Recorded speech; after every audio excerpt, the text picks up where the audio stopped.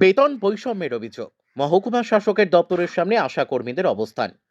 বেতন বৃদ্ধি সহ একাধিক দাবিতে আবারও আন্দোলনের পথে হাঁটলেন আশা কর্মীরা। বুধবার দুর্গাপুরের প্রশাসনিক ভবনের সামনে মহকুমা শাসকের দপ্তরের সামনে রাস্তায় বসে পড়ে বিক্ষোভে সামিল হন পৌর স্বাস্থ্য দপ্তরের অন্তর্গত আশা কর্মীরা। সকাল থেকেই কর্মীরা জড়ো হয়ে স্লোগান তোলেন এবং তাদের দীর্ঘদিনের বকেয়া দাবি অবিলম্বে পূরণের দাবি জানান। বিক্ষোভরত আশা কর্মীদের অভিযোগ, গুরুত্বপূর্ণ স্বাস্থ্য পরিষেবার সঙ্গে যুক্ত থাকা সত্ত্বেও দীর্ঘদিন ধরে তাদের ন্যূনতম বেতন কাঠামো সংশোধন করা হয়নি। ক্রমবর্ধমান মূল্যবৃদ্ধির বাজারে বর্তমান ভাতায় সংসার চালানো কার্যত অসম্ভব হয়ে পড়েছে বলেও দাবি করেন তারা। এর আগেও একাধিকবার প্রশাসনের কাছে স্মারকলিপি জমা দেওয়া হলেও এখনো পর্যন্ত কোনো স্থায়ী সমাধান মেলেনি। এই দিনের অবস্থান বিক্ষোভে অংশগ্রহণকারী কর্মীরা জানান, রাজ্য জুড়ে আশা কর্মীরা স্বাস্থ্য ব্যবস্থার মেরুদণ্ড হিসেবে কাজ করলেও তাদের শ্রমের যথাযথ মর্যাদা দেওয়া হচ্ছে না। দ্রুত বেতন বৃদ্ধি, নিয়মিত ভাতা প্রদান এবং কর্মসংক্রান্ত সুরক্ষার দাবিতে ওই আন্দোলন বলেই জানান তারা। দীর্ঘদিনের দাবি পূরণ না হওয়ায় আশা কর্মীদের ক্ষোভ ক্রমেই বাড়ছে। প্রশাসন দ্রুত কোনো ইতিবাচক পদক্ষেপ না নিলে এই আন্দোলন আরও বৃহত্তর আকার নিতে পারে, এমনই ইঙ্গিত মিলল দুর্গাপুরের এই বিক্ষোভ কর্মসূচি থেকে। দুর্গাপুর থেকে বিধানচন্দ্র গাঙ্গুলির রিপোর্ট, বিগ নিউজ বাংলা। আবার কিসের দাবিতে আপনাদের? আমাদের গত 23 তারিখ থেকেই আমাদের এই দাবি চলছে, কর্মবিরতি চলছে এখনো পর্যন্ত। আজকে গোটা রাজ্যে গ্রামীণ আশা এবং শহরের তথাকথিত HHW বা আরবান আশা সকলে মিলে সব এসডিওর কাছে এবং ডিএমের কাছে সবাই আবার পুনরায় ডেপুটেশন দিচ্ছে। আমাদের এই আন্দোলন 129টা পৌরসভা সহ গোটা পশ্চিমবঙ্গের আশাকর্মীরা সবাই আমরা আজকে প্রত্যেক জায়গায় নিজের নিজের জায়গায় আবার ডেপুটেশন দেওয়া হচ্ছে, কর্মবিরতি চলছে, মিছিল চলছে। এইভাবেই আমরা আন্দোলন চালিয়ে যাচ্ছি যতক্ষণ না আমাদের দাবি আদায় হবে। এই আন্দোলন চলবে।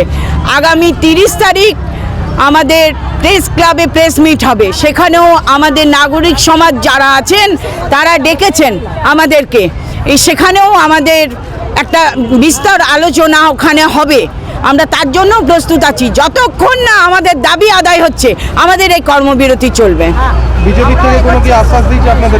দেখুন, আমরা আমাদের এখানে কোনো রঙকে ঢুকতে দেব না। আমার এখানে শুধু একটাই রং, বেগুনি রং। আমার রঙের কোনো আকাশে যদি আমাদের দাবি আদায় হয়, আকাশটা বেগুনি আবিরে ঢেকে যাবে, আকাশ বেগুনি রং থাকবে।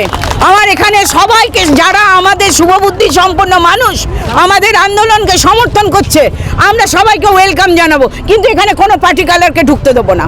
কিন্তু দেখা যাচ্ছিল বেশ কিছুদিন আগে আপনারা যখন করেছিলেন তখন বিজেপি বিধায়ক আপনাকে থানা থেকে। হ্যাঁ, আমি ওনাকে একদম কৃতজ্ঞ জানিয়েছি, কিন্তু আমরাও চাইছি আমাদের মাননীয় যিনি বিধায়ক আছেন তার মাধ্যম দিয়ে তিনি কেন্দ্রকে বার্তা পৌঁছান। মাননীয় লকেট চট্টোপাধ্যায় ছিলেন, আমরা চাইছি আমাদের বার্তাটা পৌঁছান, কেন্দ্র আমাদের জন্য কিছু করুক, কেন্দ্র আমাদের জন্য কিছু করুক। আমরা সেই বার্তাও বারবার দিচ্ছি এবং এটাও দেখেছি পার্লামেন্টে সোনিয়াজিও দাবি রেখেছিলেন, প্রত্যেক সাংসদই এখন দাবি রাখছেন।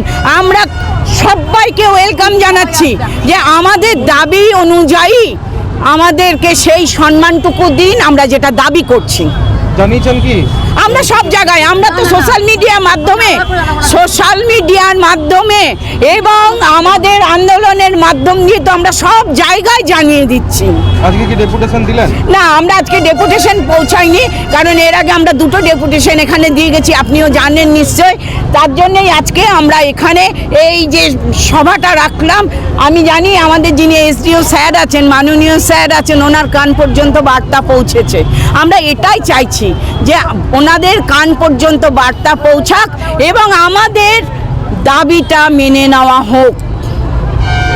কতক্ষণ চলবে আপনাদের এই? আমাদের বক্তব্য ছিল, আমরা একে একে সবাই বক্তব্য দিয়েছি, কয়েকজন বলবে। আমরা আমাদের এই বক্তব্য শেষ হলেই আমরা নিজেদের জায়গায় ফিরে যাব এবং 30 তারিখ কলকাতাতে নাগরিক সমাজ যে প্রেস ক্লাবে প্রেস মিট ডেকেছে, ওইখানে আবার একটা আলোচনা হবে। ঠিক আছে, আপনার নাম? আমার নাম কেকা পাল, আমি পশ্চিমবঙ্গ পৌর স্বাস্থ্যকর্মী কন্ট্রাকচুয়াল ইউনিয়নের যুগ্ম সম্পাদিকা। আন্দোলন চলছে গত 23শে ডিসেম্বর থেকে। 87,000 আশা পশ্চিমবঙ্গ পশ্চিমবঙ্গ আশাকর্মী ইউনিয়নের পক্ষ থেকে কন্ট্রাকচুয়াল এবং পশ্চিম আশাকর্মী ইউনিয়ন গ্রামীণ রুরাল এবং আরবান মিলে আমরা কর্মবিরতি করে ডাক দিয়েছি। ডাক দিতে আমরা বাধ্য হয়েছি, কেন আমাদের বেতন মাত্র 5,250 টাকা এবং কেন্দ্র যেটা বলছে ইনসেন্টিভ সেটাও কিন্তু অনিয়মিত।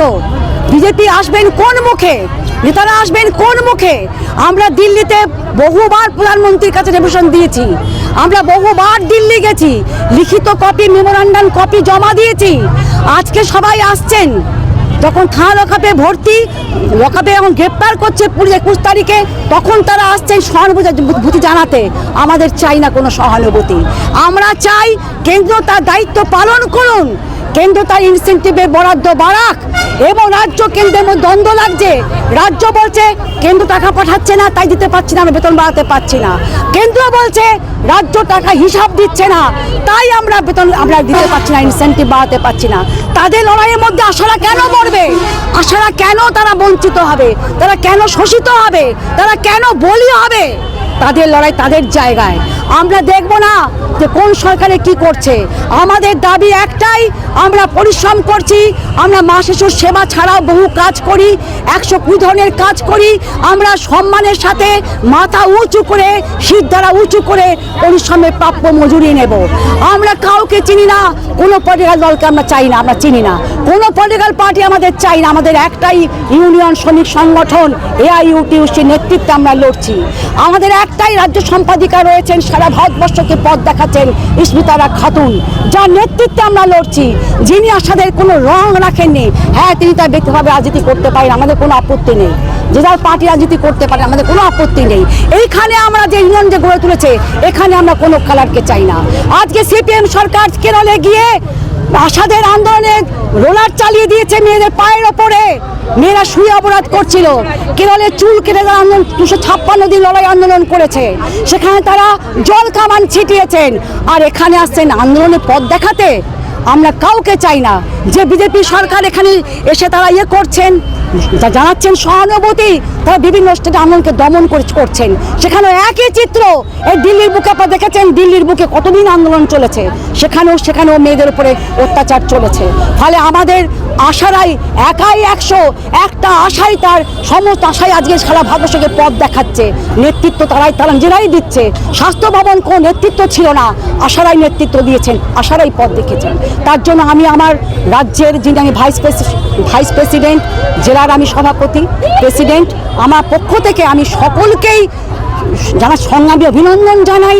যে সমস্ত সাধারণ মানুষ, দিদি বলে গেলেন 30 তারিখে বিশিষ্ট মানুষ যে আমাদের পাশে থাকবেন, সাংবাদিক চিত্রপরিচালক শতরূপা সান্যাল, তিনি আমাদের পাশে রয়েছেন।